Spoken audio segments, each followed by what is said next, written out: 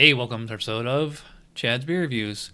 So this is a beer that I've never seen in bottles until recently. Grab us that Total Wine from Germany, Augustiner-Bräu München Maximator. This is their Doppelbock because it ends in Ator.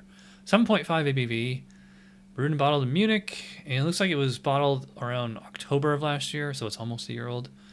Doesn't say anything else about it on the bottle. So pour it into the Chad's Beer Reviews little Nonic pint glass. Link in the description below if you want to get your own.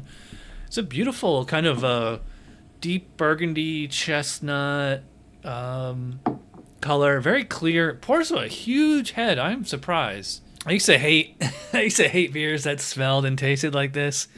Back in the early days of the show, it's like, oh, this just smells like cough medicine. But like now I smell it, I'm like, yeah, it smells like cough medicine. It's yeah, but it's like very pruny, prune, plum, maybe some cherry or date. There's definitely a motif or something to the box and Doppelbock. It's like the fruity flavors I used to describe them are like kind of similar to what you would use to like describe a Belgian beer or even some English beers, but it's like all their own.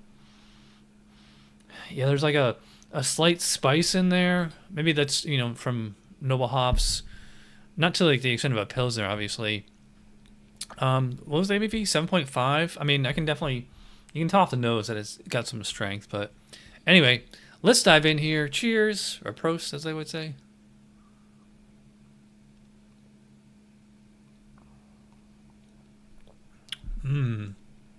Wow. That's so malty. Wow. Haven't had a beer like this in a long time. I feel like Doppelbocks are hard to get, or I've already reviewed them all, So this tastes exactly how it smells. It's like that cough medicine flavor that I mentioned before, but in a good way, cherry, prune, plum, like almost like a Dr. Pepper, but just like also like rich malty sweetness. Very bready, really bready. But I mean, it's like bread with like some kind of marmalade or jam on it. This doesn't really strike me as like being like toasty, certainly not roasty.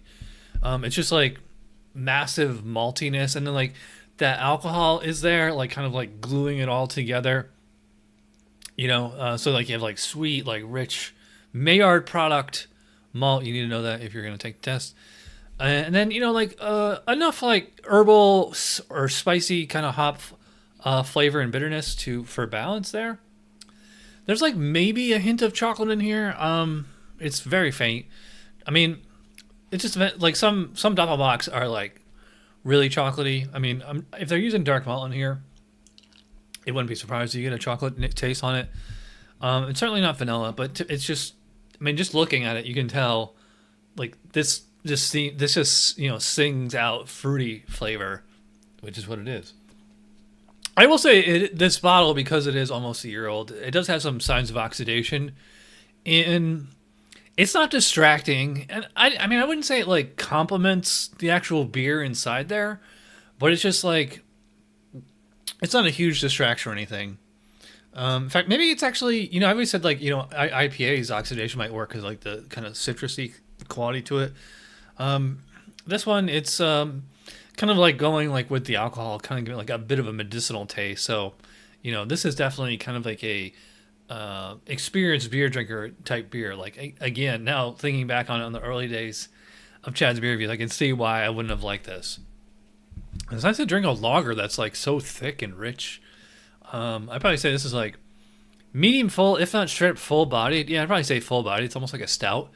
It's very smooth, although this glass always has something to do with that because of the nucleation points. Just makes it like all creamy. Yeah, so really smooth, creamy texture. Maybe not creamy like in the way a hazy IPA is or a stout, but yeah, very smooth, soft, slightly warming from the 7.5 ABV, not burning at all. Carbonation is probably about moderate. But yeah, it's really smooth, has a nice lingering, pretty malty aftertaste, slight, like I said, slight warmth from the alcohol. So yeah, this one's great. I can't believe I've never had this one before. Actually, I did have it once, and that was just kind of out of luck. But it's nice to see this in the States now, or at least I hope so. So I'm gonna give a 9 out of 10 to the Augustiner Maximator. Maybe I'll have to do a blind showdown someday of all the German Doppelbocks. Maybe throw in 𝓑𝓻𝓮𝓲𝓷 or something like that in there as a wild card. But anyway, I'm rambling. If you watch all the way in, you're awesome. Thanks for watching. I'll see you for the podcast. Cheers.